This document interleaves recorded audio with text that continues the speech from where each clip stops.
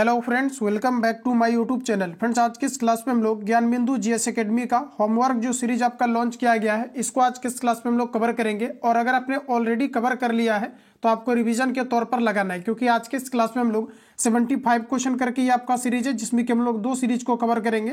तो 150 क्वेश्चन यहाँ से आपका कवर होगा विद कंप्लीटली हम लोग डिस्कशन के साथ याद करेंगे। तो आइए क्लास को कंटिन्यू करते हैं और चीज़ों को समझते हैं। तो फ्रेंड्स, आज का पहला क्वेश्चन आपके सामने आ चुका है। तो आइए हम लोग बारी बारी से इसको कंटिन्यू करते हैं। और इसका जो कंप्लीटली आपका रिवीजन पीडीएफ है, ये कंप्लीटली आपको प्रोवाइड किया जा रहा है। तो कंप्लीट आप पीडीएफ लेकर के इसको प्रॉपर तरीका से रिवीजन भी कर सकते हो। इसका देखिए आपको प्लेन पीडीएफ भी मिल जाता है, चाहो तो आप इसको निकलवा भी सकते हैं। और इसका वीडियो क्लासेस भी आपको प्रोवाइड किया जाता है, तो आप चाहो तो इसको लिख भी सकते हो, या तो इसका जो पीडीएफ आपको मिल रहा है तो इसको आप डायरेक्टली जो है आप यहाँ पर याद करते चलेंगे। क्योंकि देखिए ये आपका अभी से लेकर के एग्जाम तक आपका चलना है। अगर आप पीडीएफ निकलवाना चाहेंगे तो आप कितना पीडीएफ निकलवाएंगे, इस कारण से क्या है कि कंप्लीटली आपको चीज़ें देखते हुए चलना है। और ये जो आपका है पीडीएफ आपको भेज दिया जाएगा जस्ट आपको डिस्कशन के साथ। तो इसको क्या है कि प्रॉपर तरीका से आप रिवीजन भी इसको कर सकते हैं। और पीडीएफ अगर आप निकलवाना चाहेंगे तो निकलवा सकते हैं, लेकिन आप एग्जाम तक आपका वैलिडिटी है, तो आप एग्जाम तक कितना पीडीएफ निकलवाएंगे, तो इस कारण से आपको डायरेक्टली चीज़ें आपको कवर करते चलना है। तो देखिए आपका पहला क्वेश्चन कहा जा रहा है कि बिहार में जब पहली बार राष्ट्रपति शासन लागू हुआ था तो उस समय बिहार के मुख्यमंत्री कौन थे। तो हमारा करेक्ट आंसर हो जाएगा भोला पासवान शास्त्री थे। वही अगर बात करें कि बिहार का जो है प्रथम मुख्यमंत्री कौन थे, तो याद रखेंगे कृष्णा सिंह जो है बिहार के प्रथम मुख्यमंत्री थे। और देखिए बिहार में दोस्तों आपका जो है 8 बार टोटल अभी तक जो है आपका राष्ट्रपति शासन है, ये आपका लगाया गया है। और यह आर्टिकल आपका 365 और 356 के तहत आपका लगाया जाता है। और जो पहली बार आपका लगाया गया था 368 में लगाया गया था। तो ये चीज़ें आपको यहाँ पर याद रखना है। चलिए अगला क्वेश्चन देखते हैं। कहा जा रहा है कि सिंधु तथा सतलज नदी के मध्य हिमालय को जाना जाता है। तो देखिए इसे कहा जाता है पंजाब हिमालय। ऑप्शन आपका यहाँ पर जो है पंजाब हिमालय आपका करेक्ट हो जाएगा। अगला क्वेश्चन है कि 1809 ईस्वी में फारसी में दिया गया है कि गिफ्ट टू मोनोथिस्ट किसने लिखा था, ये आपको यहाँ पर बताना है। तो देखिए प्रश्न हमारा पूछा जा रहा है कि जो आपका 1809 ईस्वी में फारसी में गिफ्ट टू मोनोथिस्ट जो लिखा था, ये किसने लिखा था। तो आपका राइट आंसर हो जाएगा जयराम मोहन राय ने लिखा था। ठीक है, तो ये एक प्रकार का आधुनिक पुरुष था। तो ये भी चीजें यहाँ पर आपको याद रखनी है। चलिए अगला क्वेश्चन देखिए। नेक्स्ट आपको कहा जा रहा है कि महात्मा गांधी ने हिंद स्वराज की रचना की। महात्मा गांधी ने हिंद स्वराज की रचना की मूल रूप से किस भाषा में लिखी गई थी। तो सबसे पहले आपको याद रखना है कि जो हिंद स्वराज है ये महात्मा गांधी के द्वारा लिखा गया है। और ये जो फ्रेंड्स आपका लिखा गया है गुजराती भाषा में लिखा गया था। तो आप इन चीज़ों को यहाँ पर याद रखेंगे। चलिए अगला क्वेश्चन हमारा नेक्स्ट देखिए पूछा जा रहा है कि प्रोटेम स्पीकर की नियुक्ति कौन करता है। बिहार एसआई का पूछा हुआ क्वेश्चन है। प्रोटेम स्पीकर की अगर बात करें तो ये राष्ट्रपति के द्वारा प्रोटेम स्पीकर की नियुक्ति किया जाता है। चलिए अगला क्वेश्चन देखिए। नेक्स्ट आपको पूछा जा रहा है कि दुग्ध धारा एवं कपिल धारा जलप्रपात किस नदी पर स्थित है। आंसर करेंगे आप लोग, राइट आंसर क्या है। तो दुग्ध धारा एवं कपिल धारा जलप्रपात किस नदी पर स्थित है। तो आपका सही आंसर हो जाएगा नर्मदा नदी पर। नर्मदा नदी अमरकंटक की पहाड़ियों से निकलता है। अगला प्रश्न है कि आंख में प्रवेश करने वाले प्रकाश की मात्रा को कौन नियंत्रित करता है। तो देखिए आपका करेक्ट आंसर हो जाएगा आइरिस करता है, जिसे हम लोग जो है पुतली भी या जो है इसे हम लोग परितारिका भी कहते हैं। चलिए अगला क्वेश्चन देखिए। नेक्स्ट हमारा पूछा जा रहा है कि किस अनुच्छेद के तहत राष्ट्रपति प्रधानमंत्री की सलाह से लोकसभा को भंग कर सकता है। तो देखिए इसका वर्णन आर्टिकल 85 में आपको दिया गया है। तो 85 यहाँ पर आपका करेक्ट आंसर हो जाएगा। यानी 85 आर्टिकल के तहत अगर चाहे तो राष्ट्रपति जो है प्रधानमंत्री की सलाह पर लोकसभा को भंग कर सकता है।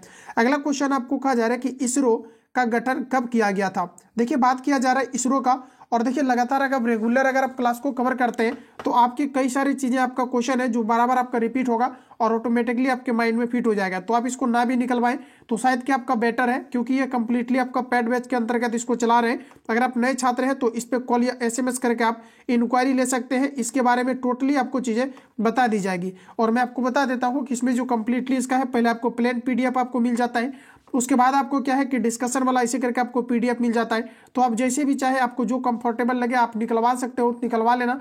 यही तो मैं यही कहूँगा कि आपको जो है ये कंप्लीटली आपको इसे लिख करके आपको पीडीएफ मिल जाता है, तो इसको 102 बार आपको रीडिंग कर लेना है, ये कंप्लीटली आपको चीजें कवर हो जाएगा।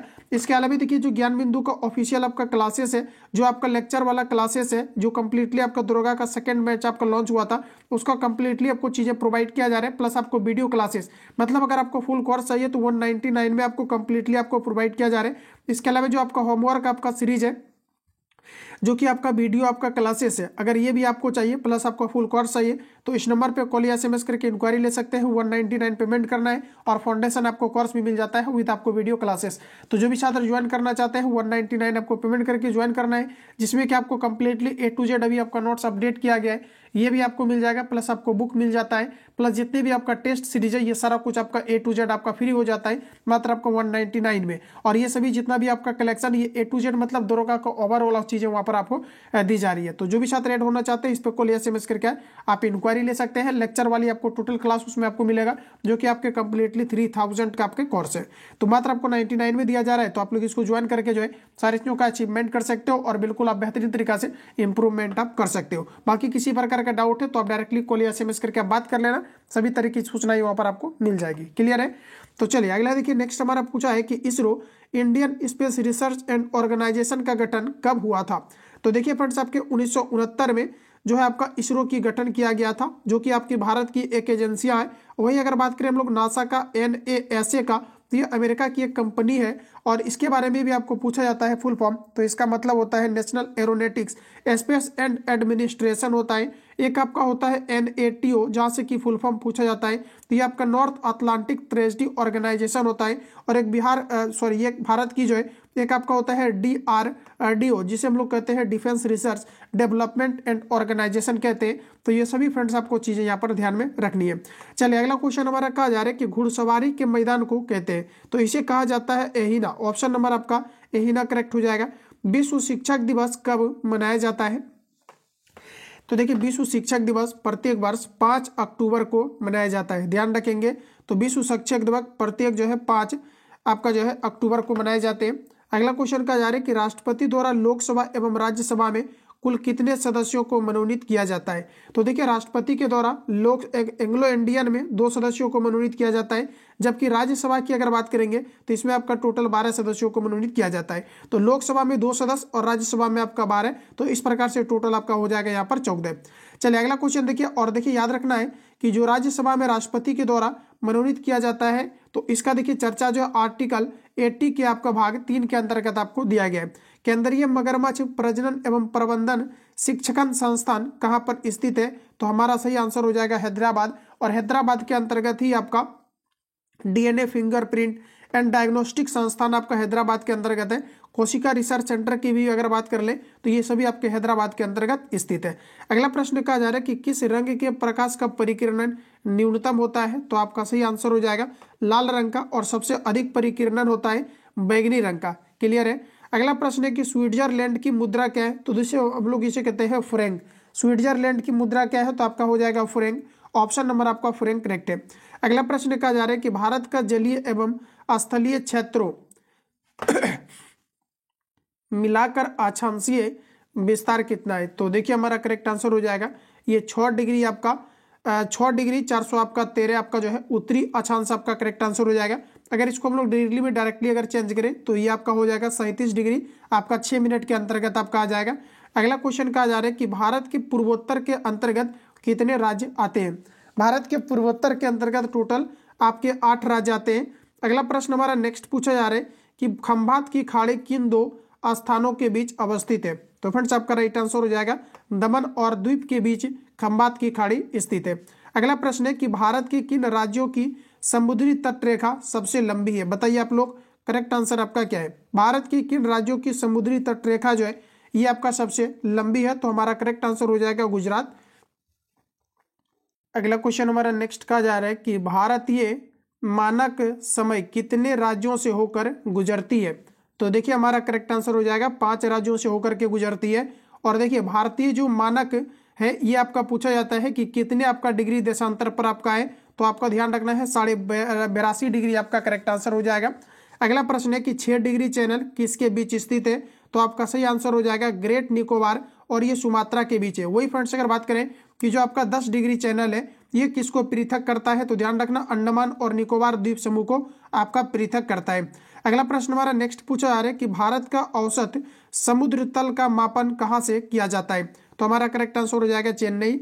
अगला प्रश्न है कि अगर 0 डिग्री देशांतर रेखा पर दिन का 12 बज रहा है तो पूछा जा रहा है कि 100 डिग्री पूर्वी देशांतर पर समय क्या होगा? तो हमारा करेक्ट आंसर हो जाएगा ये आपका 6:40 PM आपका होगा। अगला प्रश्न है कि संपूर्ण पृथ्वी को कितने अक्षांश रेखाओं में बांटा गया है? तो आपका देखिए 100 आपका 79 या आपको 80 ऑप्शन में आपको दिया रह सकता है। तो आप यहाँ पर ध्यान में रखेंगे कि जो संपूर्ण पृथ्वी को बांटा गया है कितने अक्षांश रेखाओं में, तो आपका करेक्ट आंसर 179 या आपका 80 होगा। अगला प्रश्न है कि विश्व मानचित्र पर सर्वप्रथम भारत को किसने दर्शाया था? तो बताइए आप लोग राइट आंसर क्या हो जाएगा? यहाँ पर देखिए हमारा करेक्ट आंसर हो जाएगा टॉलमी। और वैसे फ्रेंड्स अगर आप देखेंगे तो भारत का पहला जो है मानचित्र बनाने का जो श्रेय दिया जाता है ये एक गणितज्ञ जिनका नाम है एराटोस्थेनीज। ध्यान में रखेंगे एराटोस्थेनीज है। लेकिन प्रश्न पूछा है कि विश्व मानचित्र पर सर्वप्रथम भारत को किसने दर्शाया था? तो ये आपका टॉलमी आपका करेक्ट आंसर हो जाएगा। अगला प्रश्न हमारा नेक्स्ट पूछा जा रहा है कि भारत के कितने राज्य कर्क रेखा से उत्तर की ओर स्थित है? तो हमारा करेक्ट आंसर हो जाएगा 12। अगला प्रश्न है कि कर्क रेखा एवं 82.5 डिग्री पूर्वी देशांतर रेखा एक दूसरे को किस राज्य में प्रतिच्छेद करता है? तो हमारा राइट आंसर हो जाएगा छत्तीसगढ़। चलिए अगला क्वेश्चन देखिए नेक्स्ट हमारा पूछा जा रहा है कि भारतीय उपमहाद्वीप में कितने देश है? भारतीय उपमहाद्वीप में कितने देश है? तो टोटल आपका 5 हो जाएगा। ऑप्शन आपका यहाँ पर 5 करेक्ट हो जाएगा। तो चलिए आगे बढ़ते हैं। और यहाँ पर देखिए कुछ छात्र को निश्चित रूप से कन्फ्यूजन होगा। अब देखिए 5 यहाँ पर नहीं होना चाहिए, यहाँ पर आपके कितने होने चाहिए? आपका 7 होना चाहिए। लेकिन देखिए एसआई का जो प्रीवियस क्वेश्चन है उसमें आपका 5 जो है सही माना गया है। लेकिन देखिए मैं अगर आपको बताऊं तो देखिए भारतीय उपमहाद्वीप में कितने देश आते हैं? तो देखिए फ्रेंड्स इसमें आपके टोटल आपके 7 आते हैं। जैसे कि आपका भारत है, पाकिस्तान है, बांग्लादेश है, नेपाल है, भूटान है, श्रीलंका और आपके मालदीव आते हैं, जो कि आपका कहाँ पर? तो ये आपके भारतीय जो उपमहाद्वीप के अंतर्गत आपके आते हैं। तो देखिए मेरे अकॉर्डिंग आपका राइट आंसर आपका 7 होने चाहिए। बाकी आप सभी लोग इसको थोड़ा देख लेना। चलिए अगला क्वेश्चन देखिए पूछा जा रहा है कि भारत के कितने ऐसे राज्य हैं जिनकी सीमा अंतर्राष्ट्रीय सीमा को स्पर्श नहीं करती है? तो देखिए हमारा करेक्ट आंसर हो जाएगा आपका 12। ठीक है। और देखिए 16 राज्य आपका जो है ये आपका राज्य जो है ये आपका बनाती है, मतलब 16 राज्य बनाती है। और देखिए भारत के कितने ऐसे राज्य हैं जिनकी सीमा अंतर्राष्ट्रीय सीमा के साथ स्पर्श नहीं करता है? तो ऐसे आपका जो है ये आपका 12 जो है आपका राज्य जो नहीं बनाती है, और जो आपका 16 राज्य है ये आपका अंतर्राष्ट्रीय सीमा बनाती है। चलिए अगला क्वेश्चन देखिए। अगला प्रश्न हमारा नेक्स्ट पूछा जा रहा है कि तमिलनाडु के कन्याकुमारी से कृष्णा नदी डेल्टा तक के तट को कहते हैं? तो इसे दोस्तों आपका कहा जाता है कोरोमंडल तट।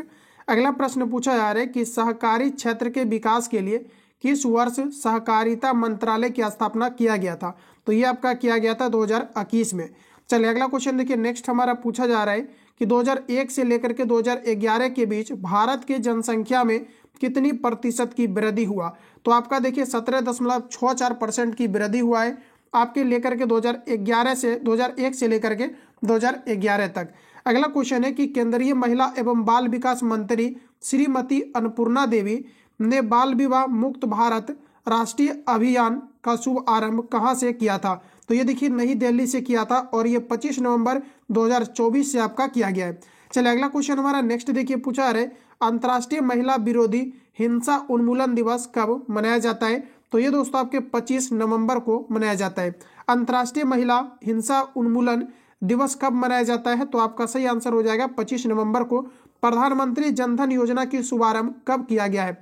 तो प्रधानमंत्री जनधन योजना की जो शुरुआत है ये आपका 28 अगस्त 2014 से आपका किया गया है, जिसका कि मुख्य उद्देश्य क्या है? तो वित्तीय समावेशन को बढ़ावा देना। अगला प्रश्न हमारा नेक्स्ट पूछा गया है कि केंद्रीय स्वास्थ्य और परिवार कल्याण मंत्रालय की ओर से जारी राष्ट्रीय परिवार और स्वास्थ्य सर्वेक्षण के आंकड़े के देखिए आंकड़े के अनुसार किस राज्य में बाल विवाह सबसे अधिक प्रचलित है? तो आपका सही आंसर हो जाएगा वेस्ट बंगाल।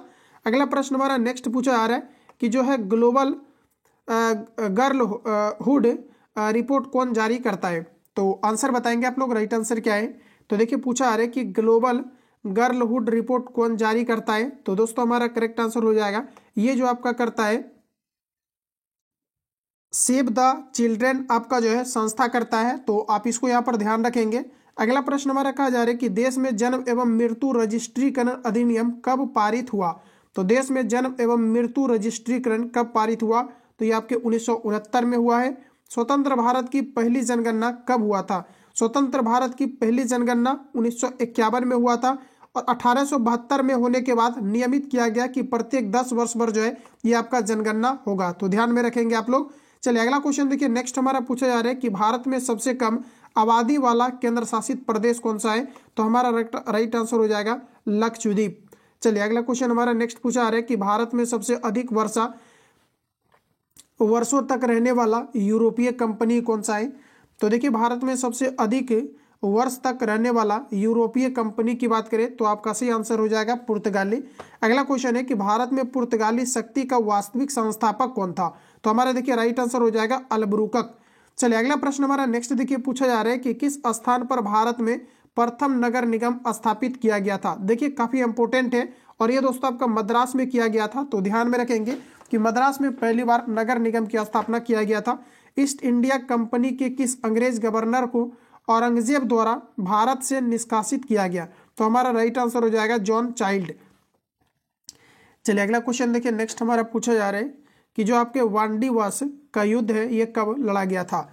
देखिए बात हो रही है वांडीवास युद्ध कब लड़ा गया था, तो हमारा राइट आंसर हो जाएगा 22 जनवरी 1760 को वांडीवास का युद्ध लड़ा गया था।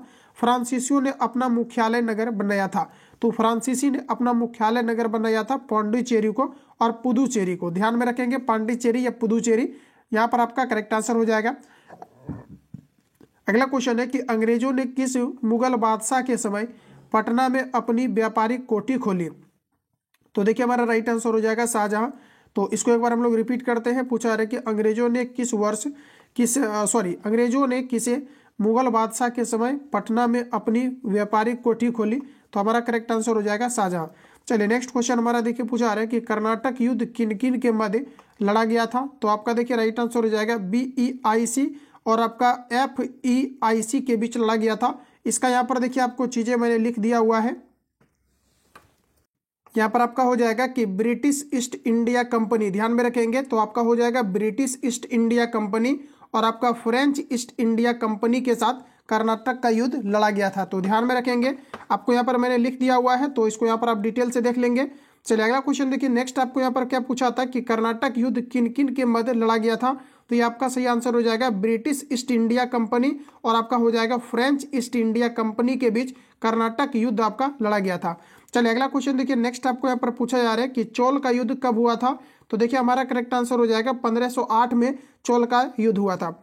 अगला प्रश्न है कि राजा राम मोहन राय का पूर्वगामी किसे कहा जाता है? तो दोस्तों ये आपका अलब्रुकक को कहा जाता है, राजा राम मोहन राय का पूर्वगामी।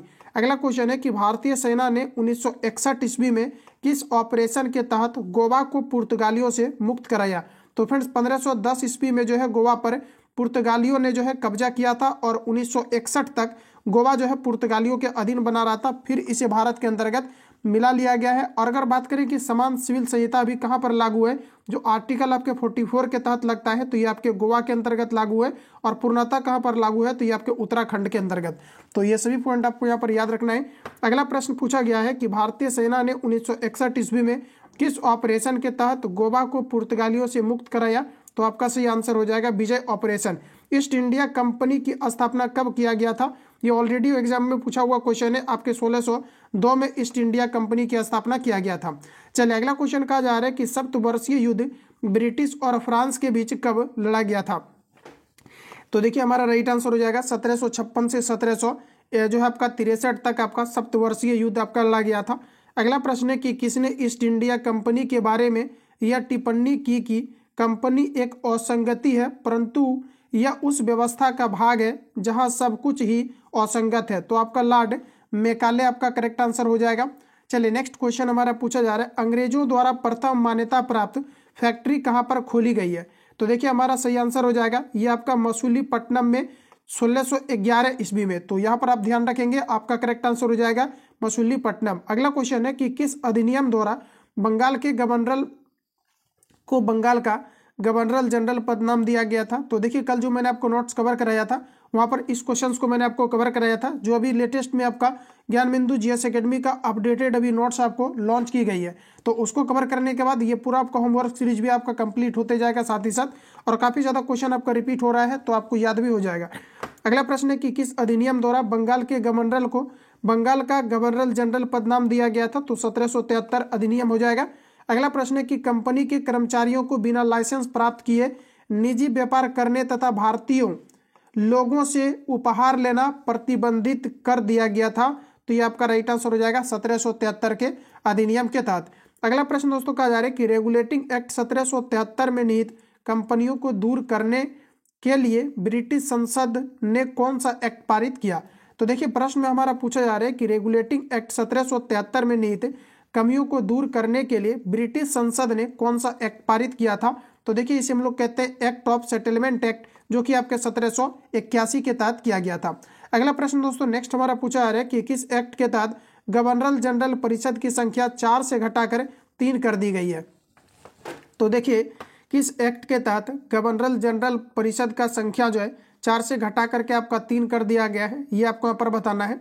तो देखिए यहाँ पर हमारा करेक्ट आंसर हो जाएगा ऑप्शन आपका 1784 पिट्स इंडिया एक्ट के तहत किया गया था। नेक्स्ट क्वेश्चन है कि गवर्नर जनरल को वीटो शक्ति का अधिकार किस एक्ट के तहत दिया गया था। तो देखिए आपका 1786 अमेंडमेंट एक्ट के तहत जो है गवर्नर जनरल को वीटो की शक्ति प्रदान किया गया था। वीटो शक्ति का मतलब होता है किसी भी प्रस्ताव को जो है निरस्त करना।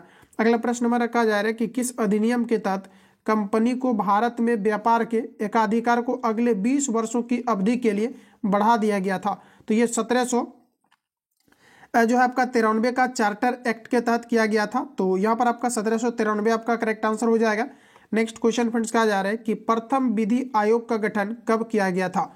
तो देखिए बात करें प्रथम विधि आयोग का, तो ये आपका 1834 में लॉर्ड मेकाले के शासनकाल में प्रथम विधि आयोग का गठन किया गया था। इसका रिवीजन पीडीएफ आपको 9 तक आपको डाल दिया गया है। अगर आप नए छात्र हैं तो मैं आपको फिर से बता दूं, इस नंबर पे कॉल या एसएमएस करके आप इंक्वायरी ले लेंगे, सारी चीज़ें आपको बता दी जाएगी, A to Z वहाँ पर चीज़ें आपको प्रोवाइड की जा रही है।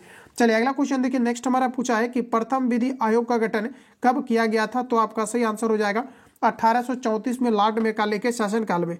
नेक्स्ट क्वेश्चन है कि ब्रिटिश सरकार के किस अधिनियम ने सबसे पहली बार भारत में शिक्षा के लिए 1 लाख रुपया दिया था। तो कल देखिए ये वाला नोट्स मैंने आपको कवर कराया था, जो अपडेटेड नोट्स है।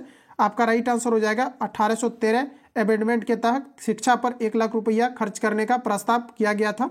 चलिए नेक्स्ट क्वेश्चन हमारा पूछा जा रहा है कि 1873 के अधिनियम द्वारा कलकत्ता में सर्वोच्च न्यायालय की स्थापना किया गया था। तो आपका राइट आंसर हो जाएगा 1773 अधिनियम के तहत 1774 में जो है कलकत्ता में सर्वोच्च न्यायालय की स्थापना किया गया था, तो ध्यान रखेंगे। चलिए अगला प्रश्न देखिए। नेक्स्ट हमारा दोस्तों पूछा है कि किस अधिनियम द्वारा मद्रास एवं मुंबई के गवर्नर जनरल बंगाल के गवर्नर जनरल के अधीन हो गया। तो आपका राइट आंसर हो जाएगा 1773। देखिए मात्र एक ही क्लास मैंने नोट्स का भी आपको दिया है, और देखिए मैक्सिमम क्वेश्चन यहाँ पर आपको हुबहू आपको दिखने लगा, तो आप उसको जाकर के जरूर लगाइए, या तो फिर आपको जो है प्लेलिस्ट जाना है, वहाँ पर कल आपको अपलोड किया गया है क्लास, तो आप इसको लगा सकते हैं। यहाँ का सभी क्वेश्चन आपका बन जाएगा, और जितना भी आपको ऑनलाइनर फॉर्म में चीज़ें दिया गया है प्लस ऑब्जेक्टिव टाइप दिया गया है, मतलब A to Z वहाँ से कवर हो जाएगा। और हिस्टोरिकल वाला जितनी भी चीज़ें हैं वहाँ पर आपको जो है फिगर के साथ आपको दिया गया है, तो आप प्रॉपर तरीका से उसको लगा सकते हैं। तो देखिए किस अधिनियम द्वारा मद्रास एवं मुंबई के गवर्नर बंगाल के गवर्नर जनरल के अधीन हो गया था। तो आपका सही आंसर हो जाएगा 1773 के अधिनियम के तहत। 1784 के अधिनियम पारित होने के समय ब्रिटेन के प्रधानमंत्री कौन थे। तो दोस्तों हमारा राइट आंसर हो जाएगा विलियम फिट्स थे। अगला प्रश्न है कि किस अधिनियम के द्वारा ब्रिटिश संसद ने चाय और चीन के साथ व्यापार को छोड़कर ईस्ट इंडिया कंपनी के भारत के साथ व्यापारिक एकाधिकार को समाप्त कर दिया था। तो देखिए आपका राइट आंसर हो जाएगा 1813। चलिए अगला क्वेश्चन देखिए फ्रेंड्स। हमारा नेक्स्ट क्वेश्चन आपको पूछा जा रहा है कि किस एक्ट के तहत बंगाल के गवर्नर जनरल को संपूर्ण भारत का गवर्नर जनरल बना दिया गया था। तो आपका सही आंसर हो जाएगा 1813 के चार्टर एक्ट के तहत। अगला प्रश्न पूछा जा रहा है कि भारत का प्रथम गवर्नर कौन था। तो आपका लॉर्ड विलियम बेंटिंग थे, जो कि भारत के प्रथम गवर्नर जनरल बने थे। अगला प्रश्न है कि गवर्नर जनरल की परिषद में एक कानूनी सदस्य को शामिल किया था। सर्वप्रथम कानूनी सदस्य के रूप में किसे नामित किया गया था? तो आपका सही आंसर हो जाएगा लॉर्ड मेकाले को किया गया था। चलिए अगला प्रश्न हमारा नेक्स्ट देखिए, पूछा जा रहा है कि भारत में कितनी शास्त्रीय भाषाएं हैं? तो ये आपका टोटल राइट आंसर हो जाएगा 11। भारत का सबसे प्राचीनतम नृत्य कौन सा है? तो आपका हो जाएगा भारतनाट्यम, जो तमिलनाडु का शास्त्रीय नृत्य है। अगला प्रश्न पूछा जा रहा है कि भारत में कितने शास्त्रीय नृत्य है? तो ये आपका टोटल 8 आपका भारत के अंतर्गत शास्त्रीय नृत्य है। कन्नड़ एवं तेलुगु को शास्त्रीय भाषा का दर्जा कब दिया गया था? तो दोस्तों आपका राइट आंसर हो जाएगा 2008 में कन्नड़ और तेलुगु को शास्त्रीय भाषा का दर्जा दिया गया था। तो अभी तक टोटल 22 भाषा को मान्यता प्राप्त है, जो कि 8वीं अनुसूची के अंतर्गत आपके आते हैं। चलिए अगला प्रश्न देखिए नेक्स्ट हमारा, मणिपुरी शास्त्रीय नृत्य में प्रायः किस भगवान के कथा प्रसंगों का चित्रण किया गया है? तो आपका सही आंसर हो जाएगा राधा कृष्णन का। मणिपुरी शास्त्रीय नृत्य में प्रायः किस भगवान के कथा के प्रसंगों का चित्रण किया गया है? तो राधा कृष्ण आपका करेक्ट आंसर हो जाएगा। तो फाइनली दोस्तों सेशन आपका खत्म होता है 75 क्वेश्चन का। नेक्स्ट सेशन हम लोग जो है अगले क्लास में कवर करेंगे। जो लोग नए हैं चैनल को सब्सक्राइब करके बेल आइकन को प्रेस कर लेना, ताकि आने वाली क्लास का नोटिफिकेशन आपको टाइम टू टाइम मिलेंगे नेक्स्ट क्लास में। तब तक के लिए जय हिंद, बेस्ट ऑफ लक।